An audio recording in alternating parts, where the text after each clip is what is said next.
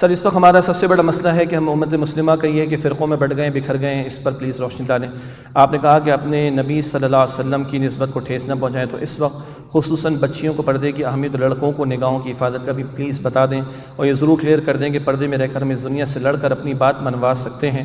حضرت اماں عائشہ نے بھی جنگ جمل میں اماں عائشہ کو بیچ میں نہ لے کر آیا، کیونکہ اگر میں اختتامی بات کروں گا تو پھر آپ پریشان ہو جائیں گے۔ تاریخ بھی ہاف کوٹ کی جاتی ہے، یہ تو بتا دیں کہ اماں عائشہ جنگ جمل میں اونٹ پر سوار ہو کر نکلی تھی، اس کا اینڈ بتاتے کوئی؟ اینڈ پر کیا ہوا تھا پتہ ہے؟ میں بتاتا ہوں آپ کو۔ اماں عائشہ نے کہا سیدنا علی کو، بیٹا ہم سے غلطی ہو گئی، ہمیں گھر سے نہیں نکلنا چاہیے تھا۔ اور سیدنا علی نے کیا فرمایا؟ اماں مجھے معاف فرما دیجیے، مجھ سے بھی غلطی ہو گئی، مجھے بھی ایسا نہیں ہونا چاہیے تھا۔ کتنے لوگوں نے یہ دو جملے آج پہلی دفعہ سنے؟ ہاتھ کھڑا کریں پلیز، ہاتھ کھڑا رکھیں اور پیچھے دیکھیں۔ یہ جو ظلم ہمارے ساتھ ہو رہا ہے، ہم اختلافات پیدا کرنے کے لیے، تفرقہ پیدا کرنے کے لیے اور اپنی چاہتوں کے لیے تو دلیلیں نکال کر لے کر آتے ہیں اور آؤٹ آف ریفرنس کوٹ کرتے ہیں۔ اماں عائشہ کا جنگ جمل کا واقعہ تو پیش کرتے ہیں، اس کے علاوہ یہ کیوں نہیں بتاتے کہ صحابہ جیسی عظیم اور پاکیزہ ہستیاں اماں عائشہ سے پردے میں رہ کے سوال کرتے تھے، ہاں یا نا؟ یہ کیوں نہیں بتاتے؟ اور جنگ جمل کے سوا بتائیے، حج عمرے کے علاوہ بتائیے کہ اماں عائشہ باہر نکلتی ہوں، بتا دیجئے کوئی۔ اور یہ اینڈ بھی کوئی نہیں بتاتا ہے، تو کوٹنگ اماں Aisha for this can not be a دلیل، this can not be a دلیل۔ بہرحال میں کو ایجوکیشن پہ ڈیبیٹ نہیں کر رہا، وہ پھر کسی اور موقع پر بات کریں گے۔ یہ بھی بات کرنے کی ضرورت ہے کہ لڑکیوں کو کون سے پروفیشن میں جانا چاہیے۔ دنیا میں کوئی دنیا چھوڑیں، پاکستان میں کوئی ادارہ بتائیے جو ماں بننا سکھاتا ہو، جو اصل کام ایک عورت کا، بیوی بننا سکھاتا ہو، جو اصل کام ایک عورت کا۔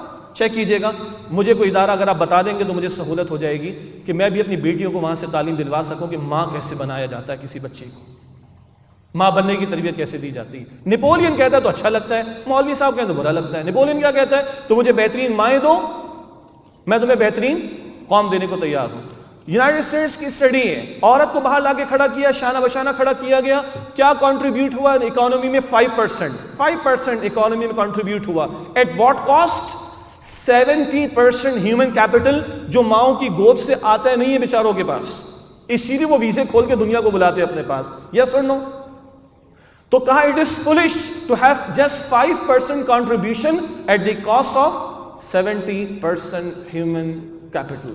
بہرحال یہ کسی اور موقع پر، لیکن بہرحال پردے کا حکم تو ہے، نگاہوں کی حفاظت کا حکم تو ہے۔ اللہ مجھے بھی توفیق دے، میں بھی خطرے میں ہوں، کوئی خطرے سے پاک نہیں ہے۔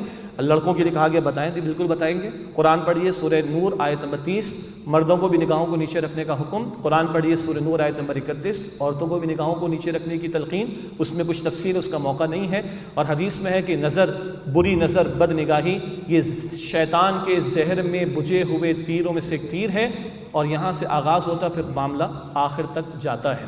حجاب کے احکامات قرآن میں ہیں، ہماری بہت سی بہنیں بیٹیاں ماشاءاللہ نقاب میں ہیں، یہ پراپر حجاب ہے۔ البتہ کسی بہن نے سر کو کور کیا ہوا ہے، میں اپریشیٹ کروں گا، چادر لی ہوئی میں اپریشیٹ کروں گا، اور دعا کروں گا اللہ اور اس کو آگے بڑھائے اور فاطمہ الزہرا کی بھی حیا کو سامنے رکھنے کی توفیق دے۔ اب فاطمہ الزہرا نے فرمایا کہ میرا جنازہ بھی اٹھانا تو رات کی تاریکی میں اٹھانا، اور جب حیا فاطمہ الزہرا کی ہو تو پھر گود میں حسن اور حسین پیدا ہوتے ہیں رضی اللہ تعالی عنہما۔ اور اللہ اس امت کے جوانوں کو سیدنا عثمان کی حیا بھی عطا فرمائے۔ اور رسول اللہ کی حیا کیسی تھی؟ صحابہ کرام فرماتے ہیں کہ رسول اللہ علیہ السلام ایک قواری پردہ کرنے والی لڑکی سے بھی زیادہ حیا کرنے والے تھے۔ اور میں سلام کرتا ہوں فرانس کی مسلمان عورتوں کو، آپ کو پتہ ہے نا نقاب پر پابندی کہاں لگی ہوئی ہے؟ فرانس میں، یو ایس اے میں نہیں لگی ابھی، فرانس میں پابندی لگی ہوئی ہے۔ اور آپ کو یاد ہوگا کہ فرانس کی ایک مسلم آرگنائزیشن نے ایک فنڈ، بزنس کمیونٹی نے فنڈ کریٹ کیا کہ جس عورت پر نقاب کرنے کی وجہ سے کوئی جرمانہ لگے گا، اس فنڈ سے ہم اس کی پیمنٹ کریں گے۔ لیکن تھینکس ٹو اللہ سبحانہ و تعالیٰ، واٹس ایپ پر آپ نے وہ تصویر پڑھ لی ہوگی جو آپ ماسک لگاتے ہیں، وہ پکچر دیکھی کسی نے واٹس ایپ کے اوپر؟